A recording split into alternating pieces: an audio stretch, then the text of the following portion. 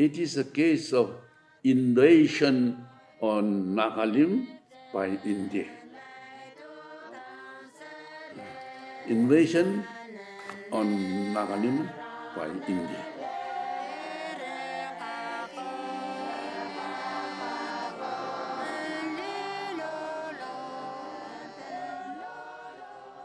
The Naga struggle for democracy, for self-determination and sovereignty is not just a political struggle to become a nation in its own right.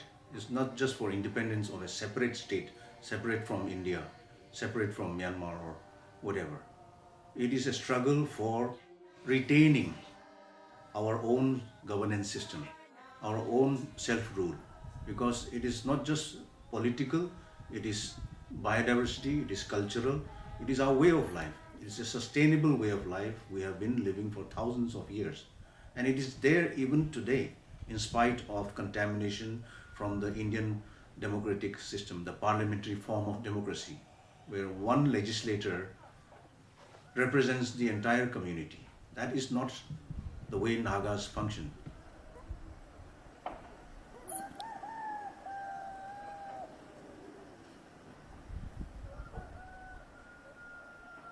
To my knowledge and then to my understanding, with utmost respect to the British Empire, before the advent of the British rule to this part of the country, northeastern part of the country, Nagas were neither Indians, they were living independently. Every village had its own authority. They were governed by their own chieftain or like democratically elected council members.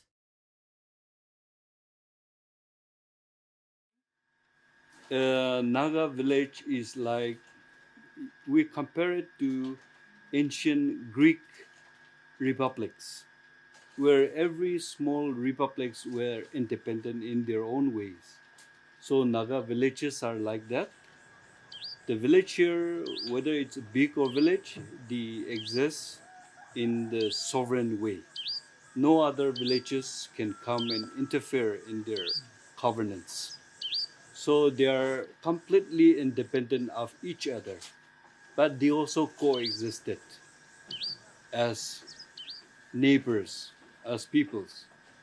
So in daily functioning, whether it is daily affair or even warfare, they have to protect the land, territory, and the citizens. And every village had their own economy. So in every sense, they were independent of each other. So within this village, this is the sovereign body. They govern the village. So these are the selected member of each clans. Within the village, different clans are there. So from each clan, they will represent.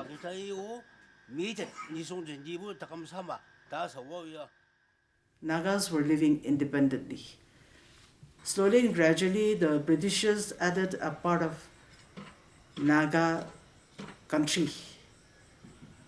They annexed a part of Naga country to their empire.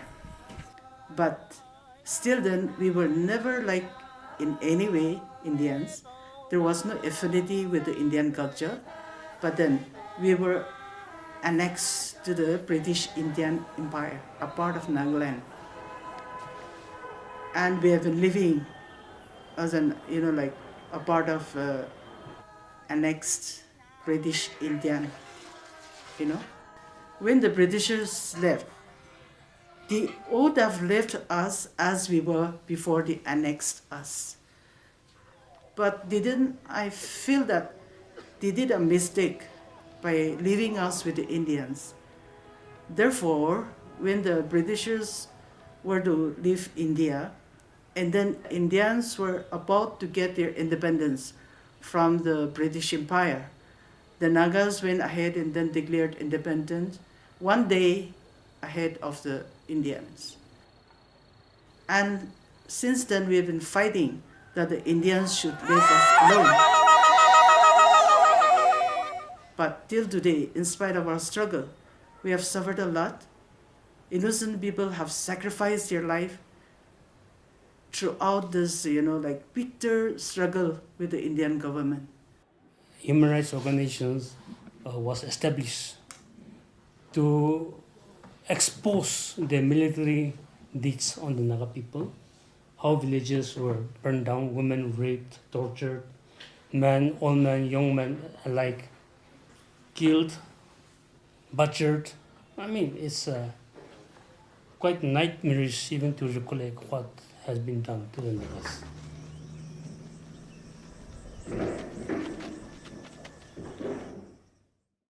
On 6 September 1960, the villagers were already in the field. They were innocent. They have not done any crime or anything at all. But the Indian armies, they came to our village, and then they, out of nothing, villagers were tortured, and then they were beheaded.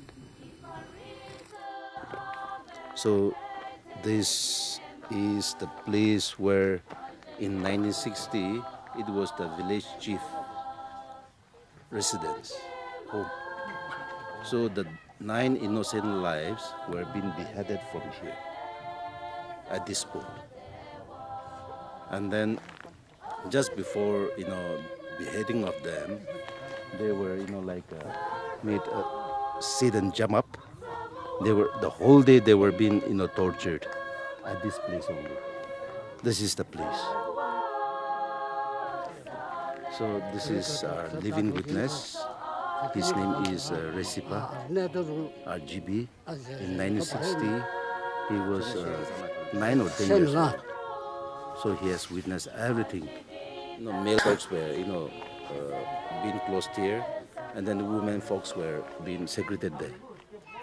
They were allowed to stay at that side. And then all those incident, these women folks were the witnesses. They have seen everything.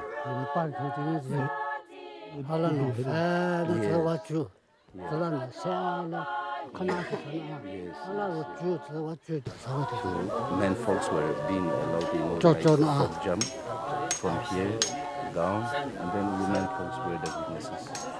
So they were segregated, they were separated. Men folks were allowed to make a jump, frog jump. Yeah, all day they were being tortured. That's what we wanted to say.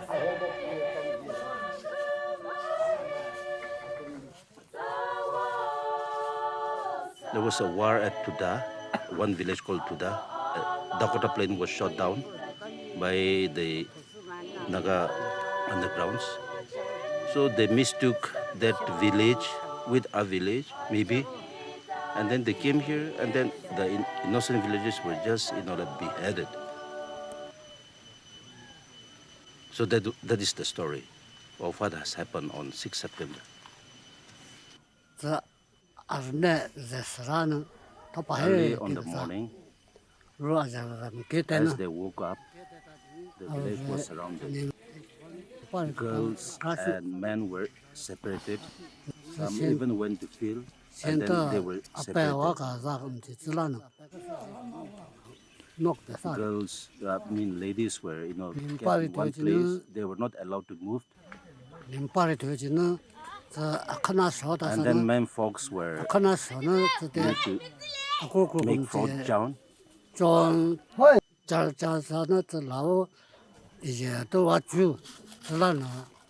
up to down, the whole day they were being tortured. The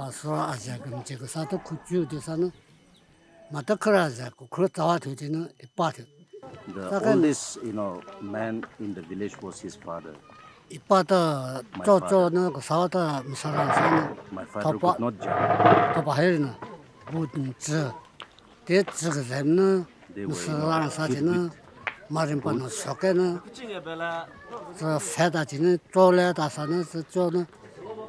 even if they are unable to move, also they were forced to jump.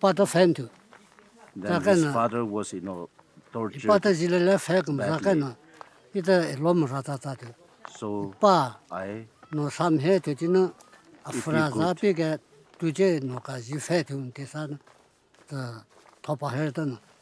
And then when he asked He his saw father, one in a fair. since you were beaten a lot, one fair that you should not talk much. the That's what he fan said. nom to. But when he went and talked with his father, he was beaten badly. And then I was forced to go and then sleep with the women folks since I was being tortured. And then late, maybe in the afternoon, I don't know the time, but in the afternoon.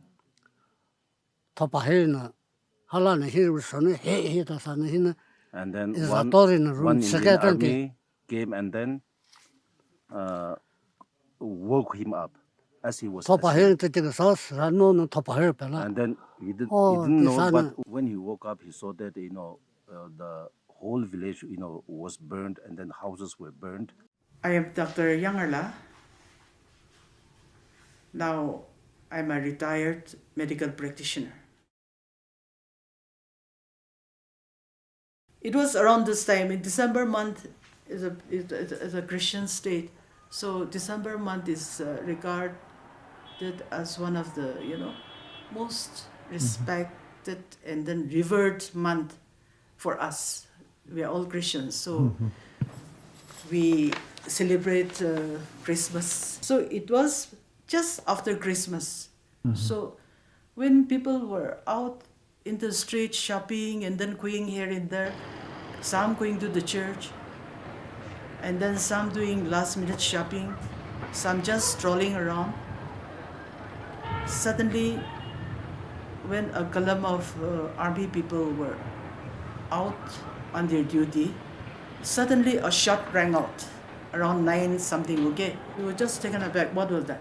But then at that very bullet instantaneously shot down the commanding officer of the army, Indian military army personnel, no?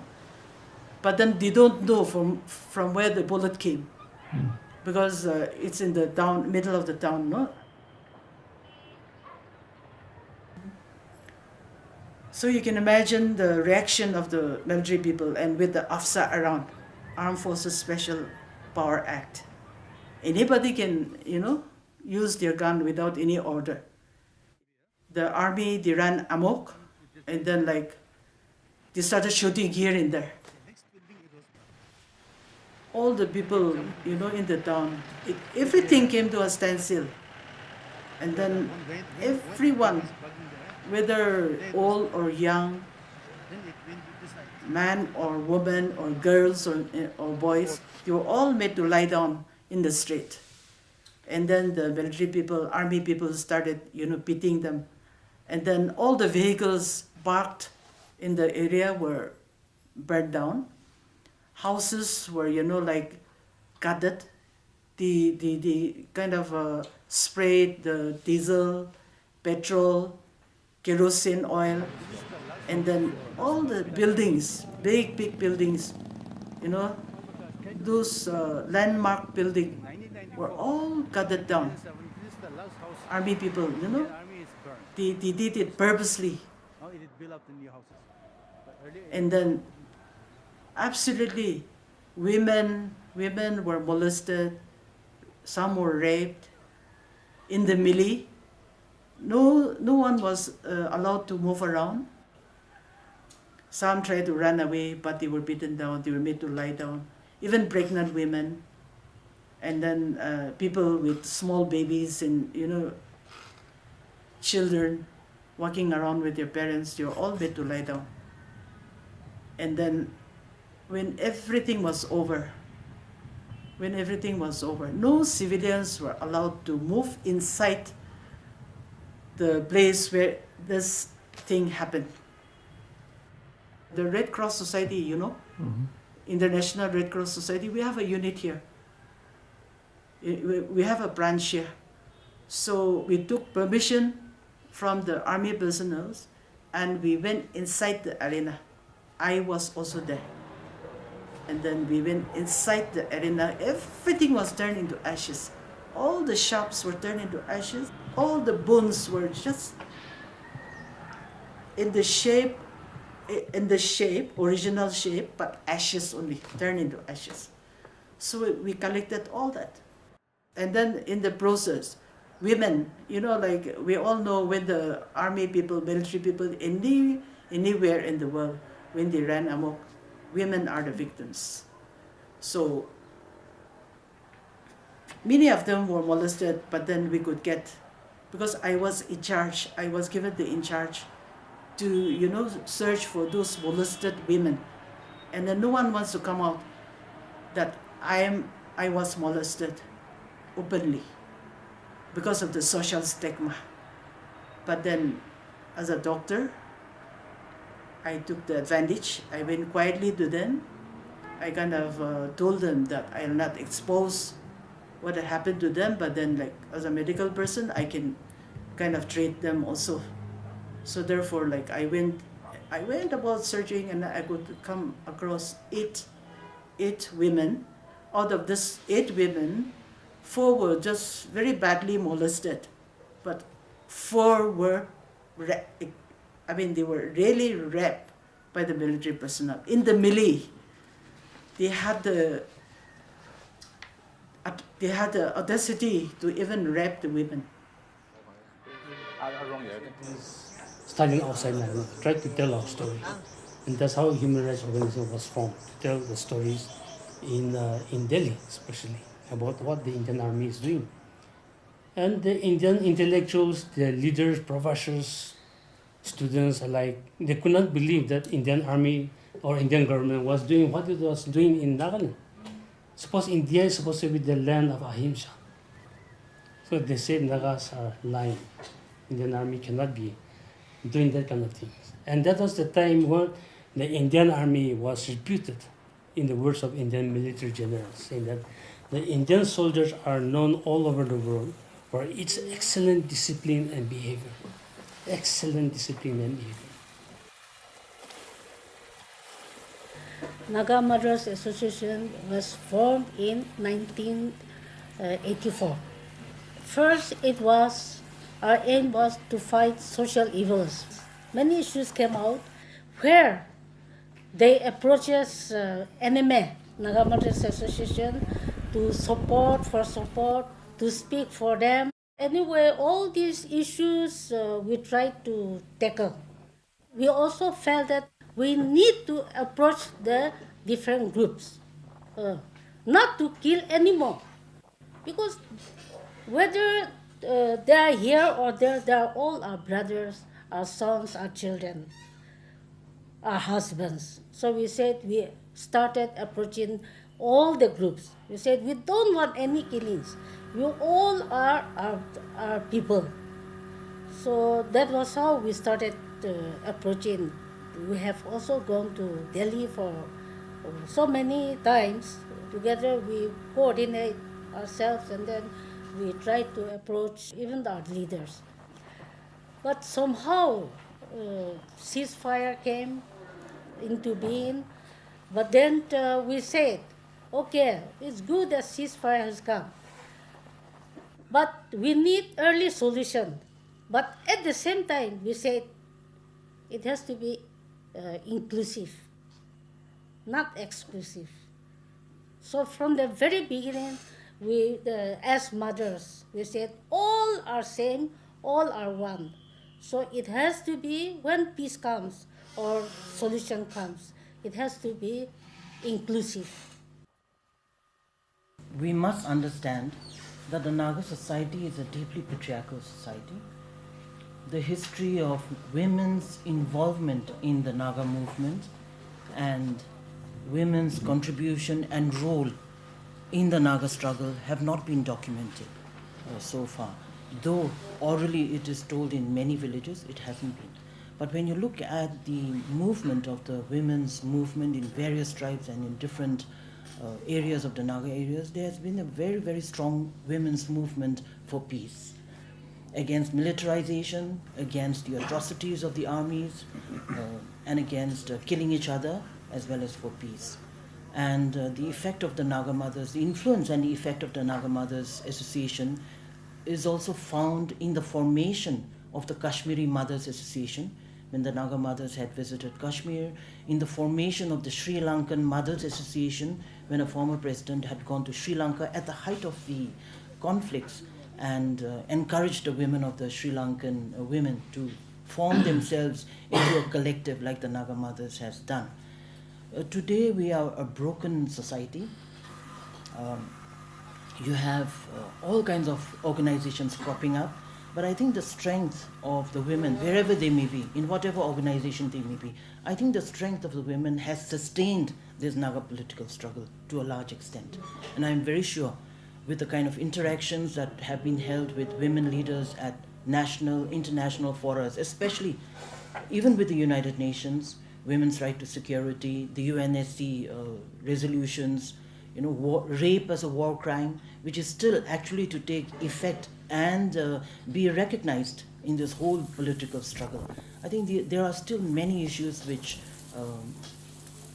the international community can make Naga voices heard, as well as also bring changes within the struggle that we are having. It is the Indians who betrayed the Nagas. The Naga history is unique, Western is also unique. Therefore, Nagas have every right to have their own constitution, their own right. That is what they would continue to say. The challenge is coming. We have this challenge of contamination of these two forms of democracy because of the neoliberal capitalism form of that is running governments, that is running countries, that is pumping in money into elections to elect a prime minister. So the prime minister has to do the bidding of these capitalist forces, and thereby the indigenous peoples like Nagas are also coming under that sway. And when money talks and everything else collapses, that is what is happening to the Naga people. In spite of having the 371A article, which was guaranteed by the government of India to have special provisions for the state of Nagaland. In spite of that, the political system, the money that is pumped in, the militarization that has been going on and it's increasing. Because of that, the Article 371A, which guarantees self-rule, has not been able to take off. It's not being implemented. And it is unlikely to be implemented. That is the sad story, because we have seen in other parts of India as well, where indigenous peoples are living, the Adivasis as we call them. They have at least two very progressive legislations, one being Panchayat extension to scheduled areas in the indigenous peoples areas of 1996, as well as the Forest Rights Act of 2006. These are progressive revolutionary legislations which gives powers to the village level communities. So the power shifted diametrically from the Indian Parliament right down to the Gram Sabhas, as we call it, the panchayats, the village level. They have the power to decide everything they want in the manner that they used to always do in the past days. But that is under threat even in the rest of the country, and therefore I have very little hope that the Naga way of life, the Article 371A, will be implemented. That's the biggest challenge, because implementation of the PESA Act and the Forest Rights Act is not even 3%. And there is a political will not to implement it. Whichever government comes to India, they make it sure that these laws, these progressive legislations are not implemented, because they want to keep the Adivasis, indigenous peoples in marginalization, exploitation. They want to continue that happens because they want the land. And in these lands there are mines and minerals, oil and all kinds of things that gives you power and money. It is in these resource-rich lands that the corporate wants to exploit. And therefore, the same story applies to Nagaland state. Nagaland state being in the gateway, as it were, to the Southeast Asian nations. So they have an Act East policy. In order to to implement the Act East policy, they want Nagaland to be under their sway. And therefore AFSPA, the Armed Forces Special Powers Act, continues to be used there. So every army personnel can shoot to kill and without any accountability. So as long as there is AFSPA, the Indian government can continue to carry out its economic imperatives across the Southeast Asian nations through Nagaland. So Nagaland is at a very critical geographical location for India to venture out into the Southeast Asian nations. And therefore, if the village state democracy continues, then this mission of the Indian government, they want to go to Southeast Asia via Nagaland, will not be possible. And therefore they want to crush the Naga democracy, because when you make noise, when people make noise, the government has to listen. And therefore this village democracy will not be implemented on purpose, because India wants the resources, the land, the national highway to pass through the Naga areas, so that its products, its market can be, its economy can flourish at the expense of the indigenous people, the Naga people. So the picture is very gloomy, it is very disturbing, very challenging, but then, as I said, Nagas are not going to give up. They will never give up in spite of so many challenges. Our history is unique. Position also the unique. And so this is clear. This is clear, and that is signed, but all betrayed and gave us the ultimatum. That is the reason why. That is an insult to us. That is the reason why we were never under the Indians, either by consent or by conquest. When the first Britishers came, they simply controlled the people. In the process of controlling, they controlled the land. So they started dividing into so many administrative units, and in that, without consulting the people, they have divided the land according to their administrative convenience to different parts.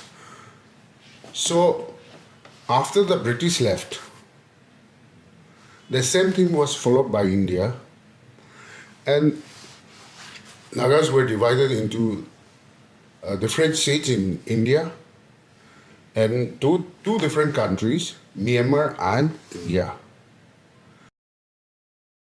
So those people, those authorities who divided us, they have never seen our land. In reality, they have divided our land, seat in India, drawing room and all those things. When Nagaland state was created, the land was also divided between Nagaland and Assam. Now, who divide this land? Who is the owner of the land? It is not the owner of the land that divides, but someone who has nothing to do with the land. They have divided the land without knowing the boundary, without asking the people to which extent your land is there or your land boundary. I'm from Manipur. When Nagaland state or Manipur state was created, the boundary was made between Manipur and Nagaland. Of course, that was made during the British time. So Britishers, they have never, those people who divided us, our land, they have never seen the place, the mountain. They have drawn only from the paper. So that was inherited by the Indian government, and that's why some part of my land, the mountain, is in Nagaland. The village and the battlefield is in Manipur. So when Manipur and Nagaland state was created, my land was also divided. A part of the land is in Nagaland, a larger part in Manipur. We go to the field for farming in the Manipur side, because my village is that side. But we go for hunting with my grandpa to the other side of the mountain, which is called as Nagaland. So this is how, even without the knowledge of the next neighboring village and my village, the boundary was arbitrarily made, what we call as political boundary, by the state, by the government of India. You know that even in the boundary between the this is very common or famous. The king house was divided into two countries, Myanmar and India, which you might have heard of that.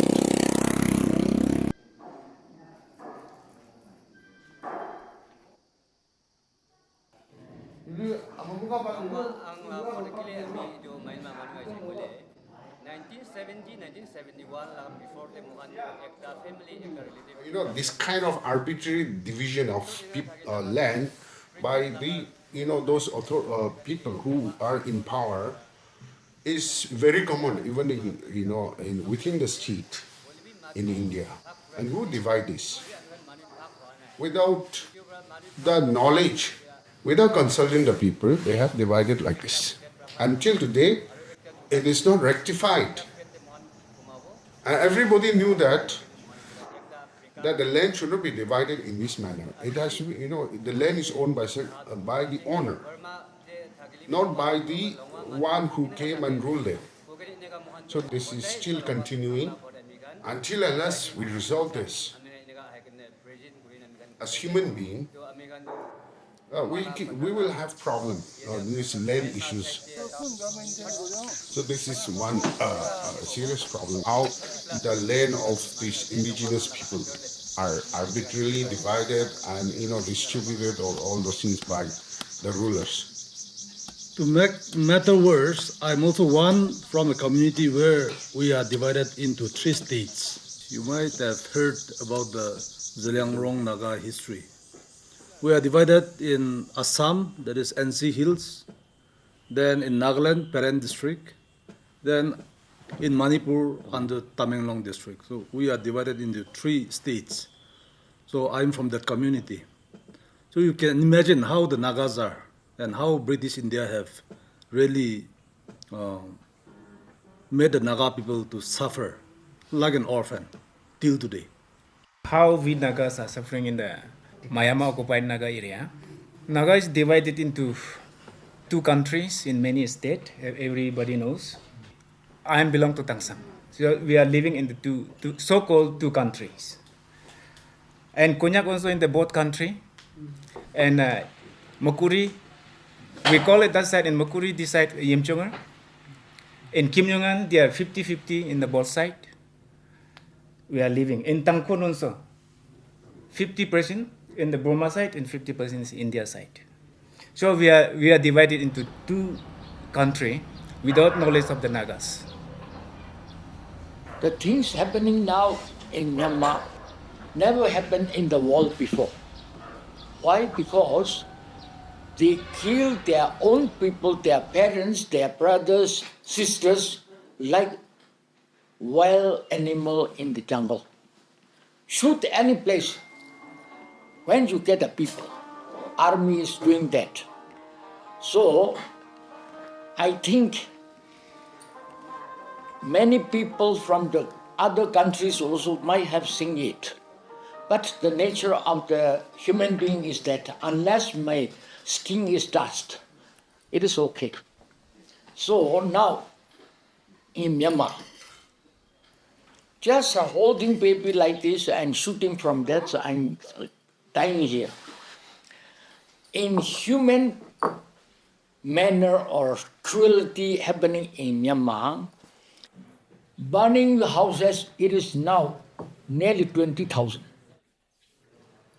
The way they are operating is this: the whole military force, they march to one village, and villagers, knowing that just killing them, so all villagers went away from the village. Then they started killing and stealing the people's property. They go inside the house. When there is gold, they'll take it. Money, they'll take it. Anything, they took it. Myanmar is left in the dark, happening things unseen. They said, killing human being is very easy, because People are without arms, just going around and they shoot any place they get. That is the situation. Yes, we suffer here also because of Indian army. No doubt, we know that. But comparing Myanmar, now happening in Myanmar is 100 times worse than this side, this side. Why? Because they kill their own brother, their own these parents, and they rape, everything they are doing. Very inhuman manner they are doing. And it is known to America, USA, UK, every foreign countries. And this useless Russia is helping them. Because, no, why we are talking about Russia? Because they are helping them arms, ammunition up to aeroplane. So they are bombing everywhere. Money is used for dismantling Naga village democratic institution. And there's a huge problem in every village now. Everyone is fighting to be the leader in the village in order to enjoy that fun. This is how, in the name of development, the basic structure of the Naga society village structure, which sustained the Naga movement against India, they are trying to destroy it. How much money they have given to army in the form of army development and all those things. So I don't see, as a student of economics, I don't see much of all those development program that is given to Nagaland as development program. It is more oriented towards counter-insurgency or to eliminate the Naga struggle against India, or for that matter, Naga's movement for their self-determination.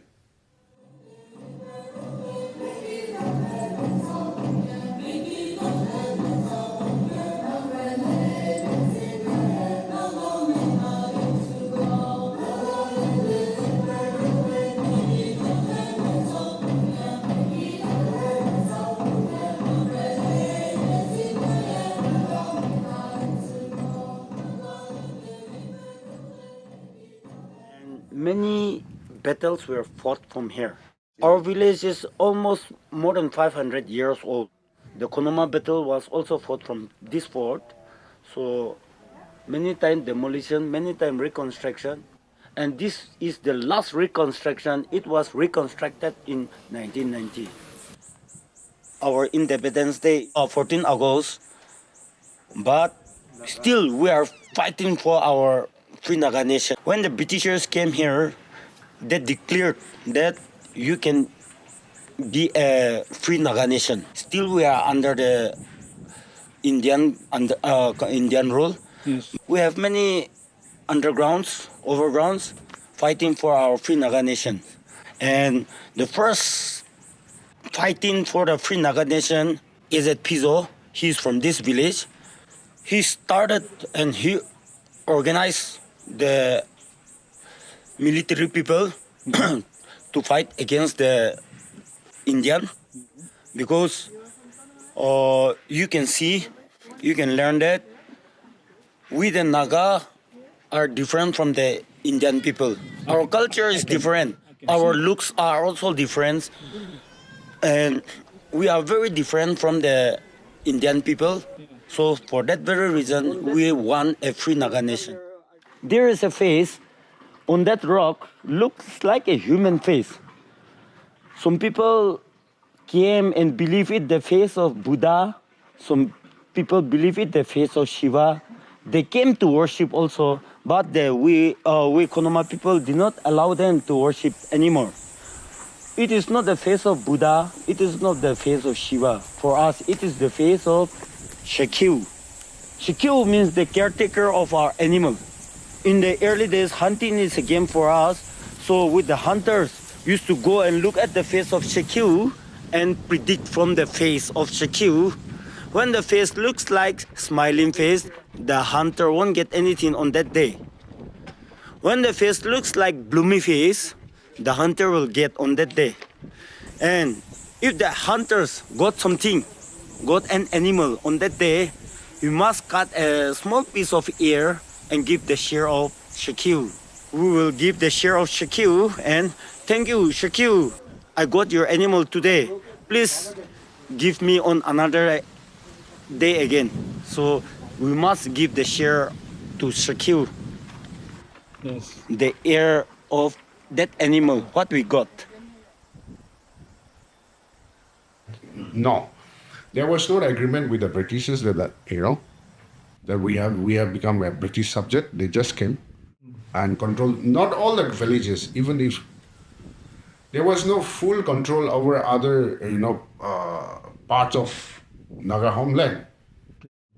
They have for their own business, for those things they have in some pockets. Because it is, for example, it is easy for them to control Manipur. Manipur. That is Kanglepa. Because if you control the king, all the subjects are under the British rule. But Nagas, since we have a different political system, each village is independent. So when one village say, yes, I want to be under British, that doesn't mean that all the Naga villages are under the British. There was no agreement with the Britishers although. The British state, since they didn't have the Naga or the entire Nagas under their sway, under their rule, there was this unadministered zone, unadministered areas. A large tract of it was not part of the British governance. And therefore, when they left in 1947, they should have, since they have not handed it over to India, how can India claim the entire Naga areas to be theirs? So the British is responsible for leaving us high and dry.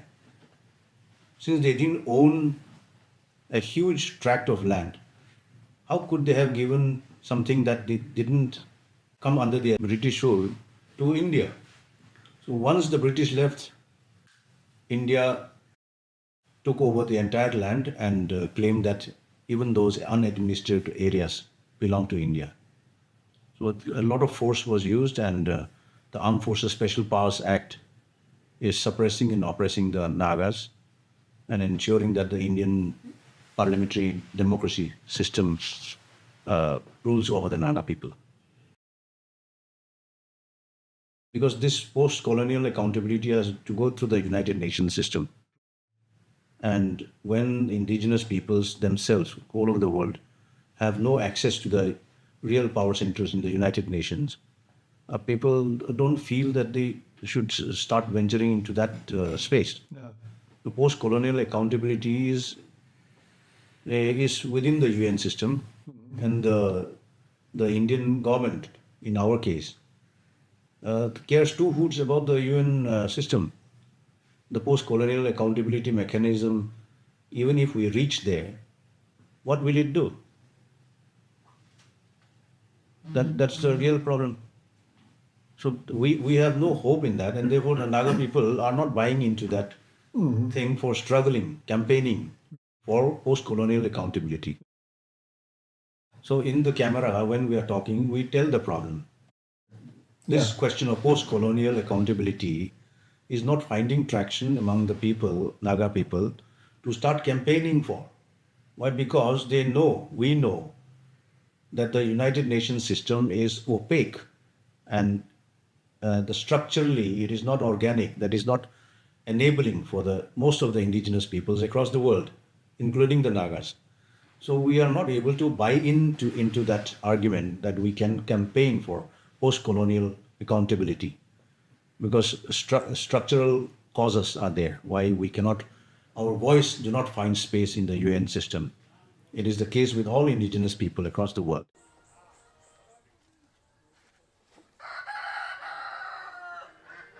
They are talking about where we are going, and they are just explaining we have to go that side, we have to go this side, because we have a different battlefield. Some are from that side, some are from this side, so they are going separately. They came here and discuss about it, and they will just separate and go different way. Yeah, they are going with the vehicles, and they will go It would take 10 minutes by this vehicle, but by foot walking, though 45 or 30, or some are near, some are far, so that is depend on that.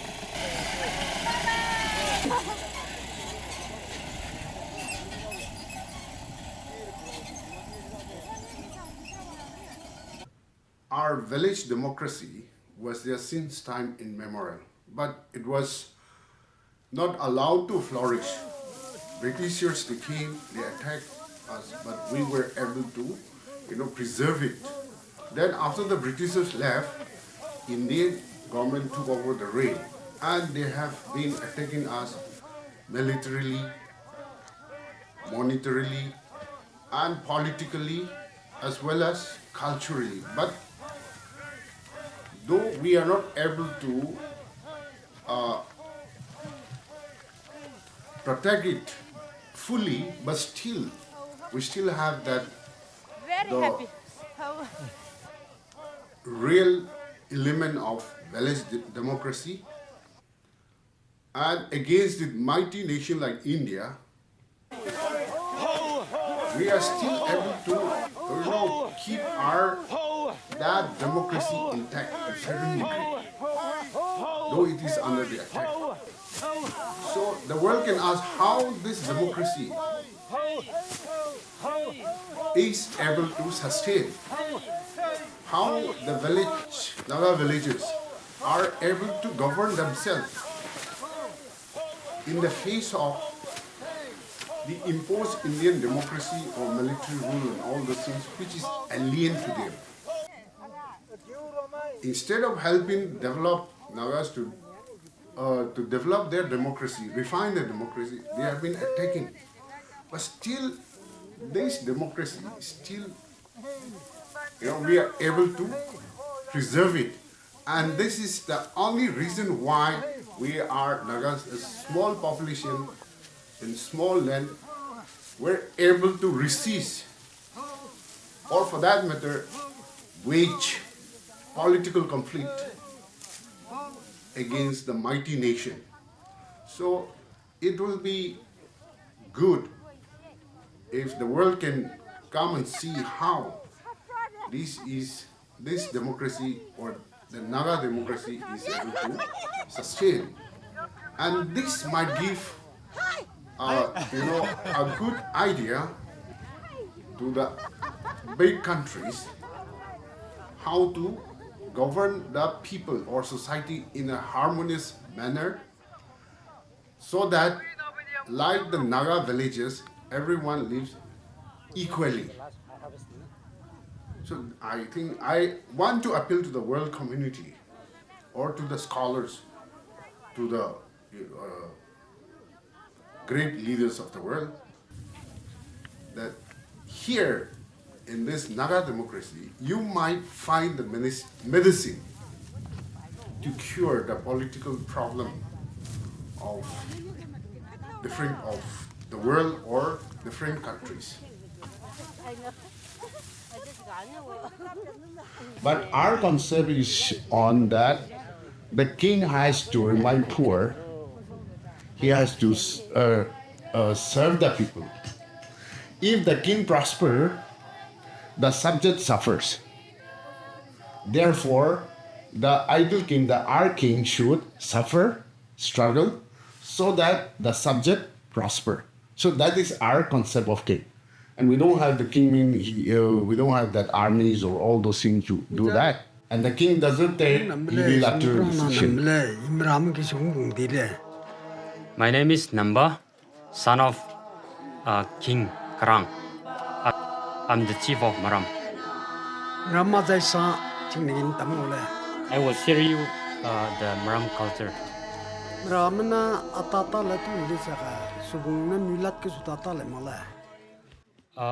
In Maram culture, when the time for cultivations and plowing field, the king will give the directions and the order to begin the cultivations. In matters of cultivations and other related activities, the kings will begin the activity first, whether tilling the field, plowing the field, or plantations, transplantations, or harvesting. The king was first commenced to be followed by the villagers.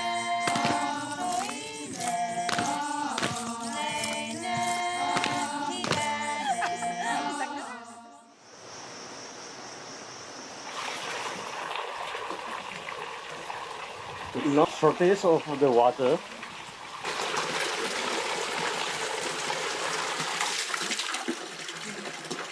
So this thing is there. So we can manage for the paddy field in the top of the mountain. There are small streams are coming, and then make it is two big streams. In the right side means Ziza. Then in left side is Kur. We bring the water from the largest stream is there. It's a river. Then we bring those things to this canal, like a small canal is there for the paddy field. Share every paddy field to share everyone.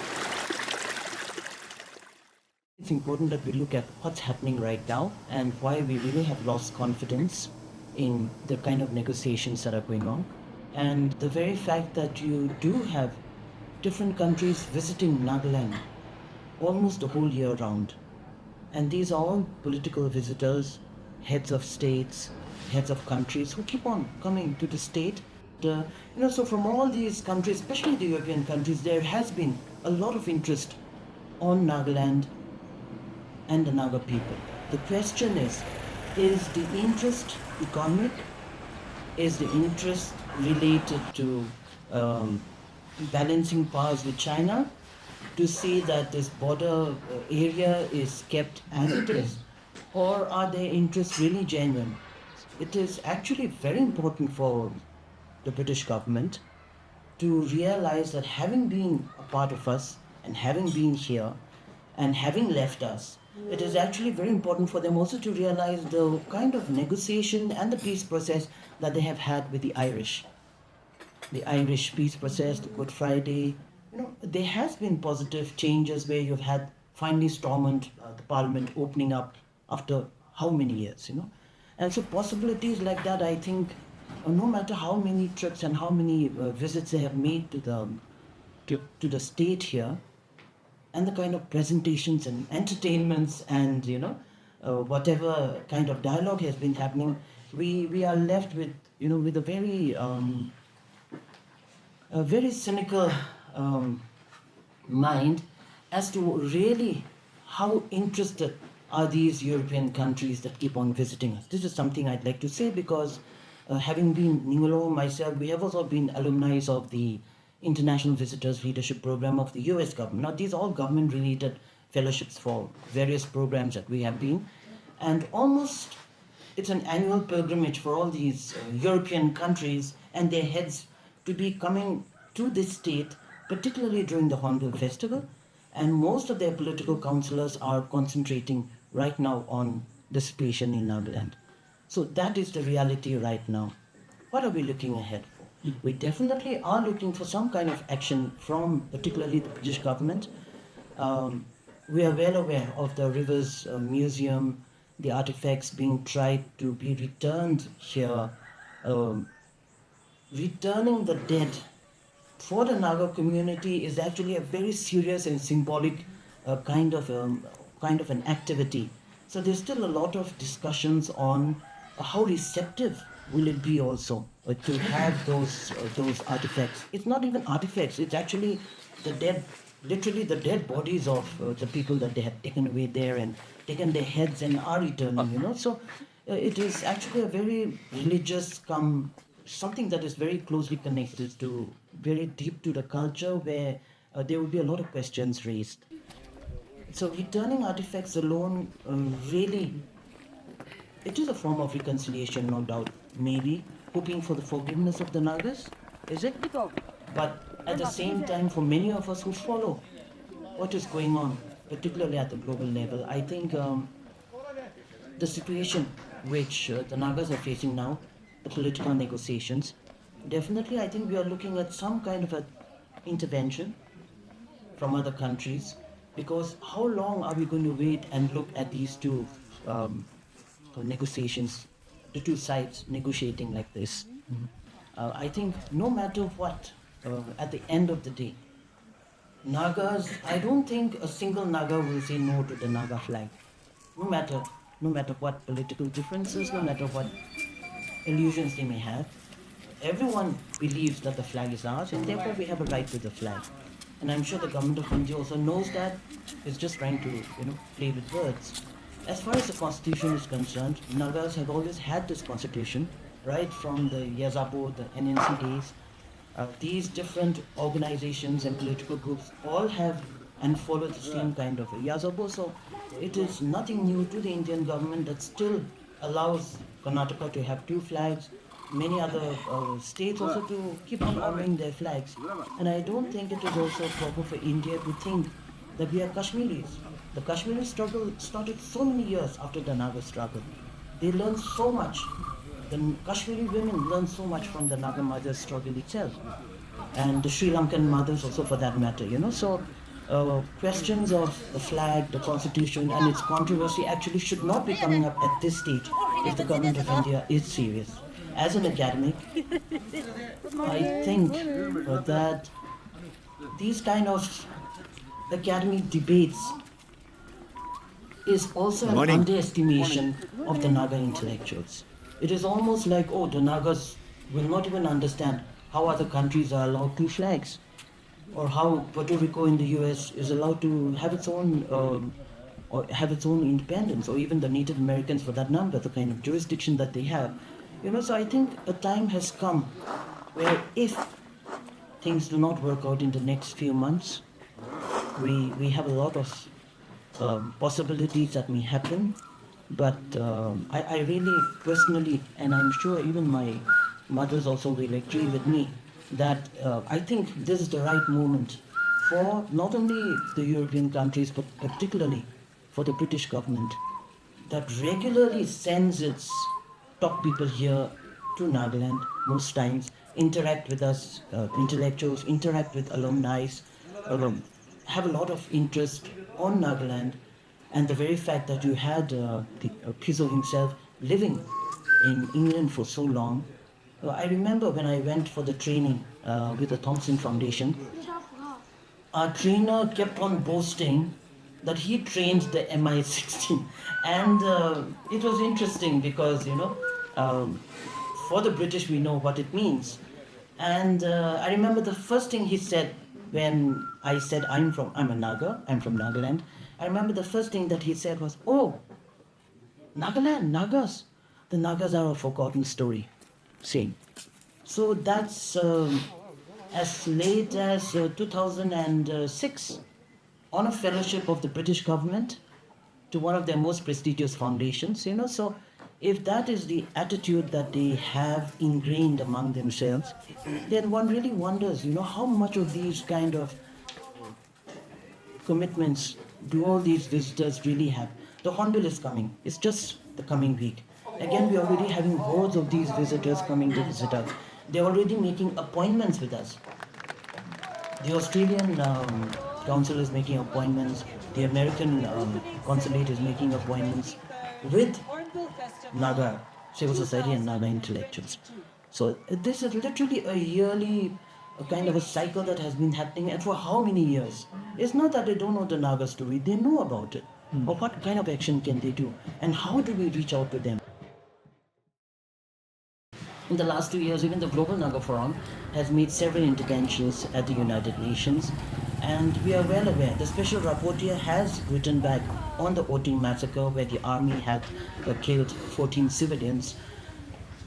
But when the government of India is able to compensate in various ways, I think the United Nations at the end of the day is also definitely looking at India as a superpower. The very fact that the Security Council seat was also given to India when there was a lot of agitation against it. So I think we do know where we are headed to. And if India really doesn't come across, you never know, you might find a whole lot of Nagas turning eastwards. Why do we talk so much about China? China lives just next door. The whole of Burma is actually economically taken over by China. So the Western powers, one really needs to understand who advises them is one. Secondly, even in India, for that matter, who really advises the Indian political decision-making bodies? Very often it is people who really underestimate, I think, the knowledge and the strength of the NAGAS. We went and we condemned Mr. Isaac and myself in the jungle in our land, condemned the Shillong Accord. When the Indian authorities closely examined and at once they understood that, and they said openly, Shillong Accord is no more. That is it. Because Shillong Accord was condemned by us much earlier when we were in China. We went back and condemned it. And so it is clear, our position is safe. Indians themselves said, Shillong Accord is no more. That is the reason why we have the right, Nagas, because we condemned the Shillong Accord before. The Chinese also came to know. Yes, Shillong Accord is no more. So they declared. The Chinese were very clear. They said, yes, it is clear. The Chinese started trusting more and more on us. Have you? I mean, we surrendered to the Indians. No. We were more and more firm and more clear. And so, things are like this. And so, Naga history is unique. Position is also unique. Nagas were never under the Indian. Never under the Indian. Naga history is unique. Solution must also be unique. So it was openly declared. And so it is like this. After having made everything clear, now, after this, also, they started talking, repeating the same mistake, when they started betraying their own commitment. Yes, we were not happy. It is an insult to us.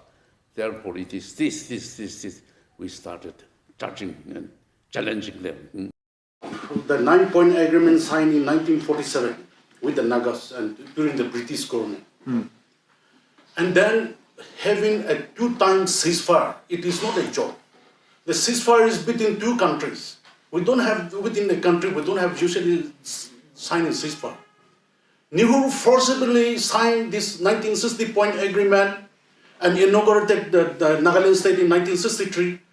Finally, out of desperation, he has to agree to have the first ceasefire in 1964 with the NNC Pizzo's leadership and go on talking from 1965 to till 72. It was a hectic dialogue has taken place. The second ceasefire came in 1997. This is not a joke, it is a ceasefire, but they have been gone for talking for so many years and this government of India has been just neglecting or ignoring, so to say. How the Naga civil societies, Naga organizations have been collaborating to see that the aspirations of the Naga people are achieved at the earliest.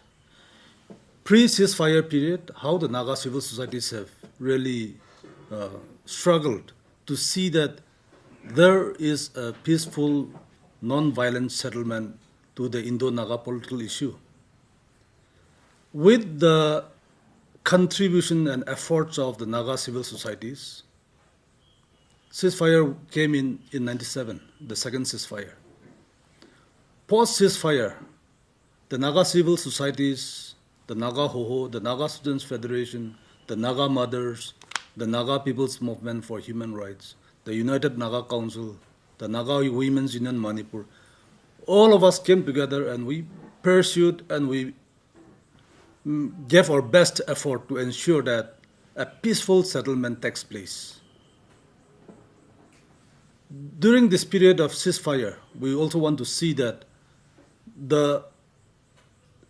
what the Naga people aspire for, an honorable and acceptable settlement, be ensured. But unfortunately, the government of India, as stated earlier, seems to deviate from its commitment.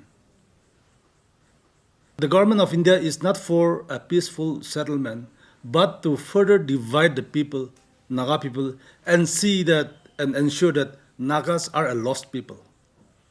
Government of India tries to ensure that Nagas doesn't have history. They try to undo our history. And this is where we are. Series of agreements were signed in the past, and with the latest 2015 Framework Agreement, where the world have witnessed how it was signed. In spite of declaring to the world, the government of India still continues to deny whatever they have stated. And today, if we are to look at the present Naga society and how the government of India has employed divisive policies, how many groups among the Nagas have come in? And the hand behind this is the government of India, the raw agents, the intelligence bureau, all the agencies of the government of India have came into Naga areas and they have started dividing us. The objective, the sole goal for negotiation is getting faded day by day. They have forgotten what was signed in 2001, where they have stated very categorically that negotiation will take place at the highest level, that is the Prime Minister level, without conditions, in a third neutral country. But what has happened today? Negotiation has come inside Nagaland, and they are not being able to carry forward what was supposed to be negotiated. In the pretext of constitution and flag, they are delaying it, which is not true. And if the identity of the Naga people is not honored through this negotiation, Nagas are not ready to accept any settlement. And we will never call it as a settlement. We only wish that if the international community, like today as you have come in, if you can be an agent, listen to our story and tell the world who the Nagas are. Remember, this is the last. Why? Because they have betrayed.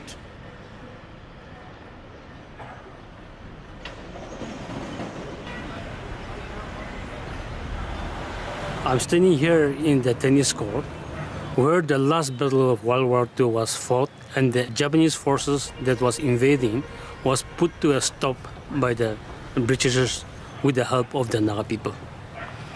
How painful the people of this area have gone through in terms of deaths and miseries, entire villages burned down. But the fact is that even when Britishers were administering this part of the continent, Nagas have submitted a memorandum to the Simon Commission in 1929 itself, stating very clearly that Nagas want to be left alone when Britishers leave this part of the country. For us, it is participatory democracy. Decisions are taken collectively in a cooperative manner. There is no one arbitrator. Consensus is evolved through community discussion, elaborate discussions. Some people say too much of democracy, and yet that is the reason why most of our biodiversity continues to exist, and that's the reality. Globally, 5% of indigenous peoples are protecting and conserving at least 80% of the global biodiversity. and Nagas are contributing to that in good measure. But this is under continuous threat because of globalization, capitalism, neoliberal policies and programs, which is threatening the whole world and also the indigenous Naga people. Our way of life, our self-rule governance system is under threat. It has been under threat when we were brought under forcefully under the Indian government by force.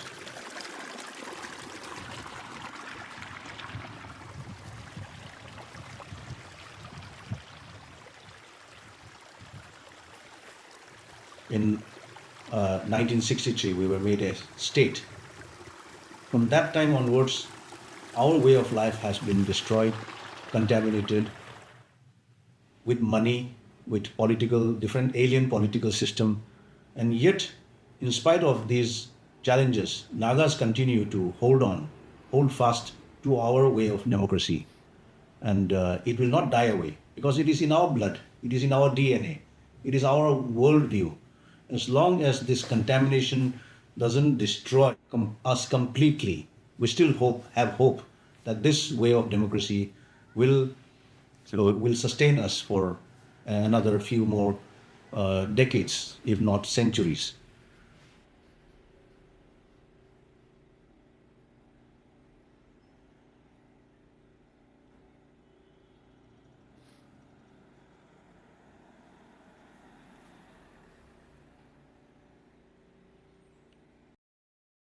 Listen to our story and tell the world who the Nagas are.